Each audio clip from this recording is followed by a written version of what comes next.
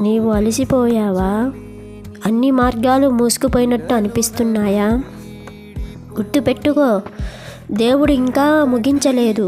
మనుషులు నీ కథకి ఫుల్ స్టాప్ పెట్టినా దేవుడు మాత్రం ఇంకా కామా పెట్టే ఉన్నాడు. నీ కన్నీళ్ళు చివరివి కావు, నీ పోరాటం కూడా చివరిది కాదు. ఎందుకంటే నిన్ను ప్రారంభించిన దేవుడు నిన్ను మధ్యలో వదలడు. నమ్మకం వదలొద్దు, దేవుడు ఇంకా ముగించలేదు.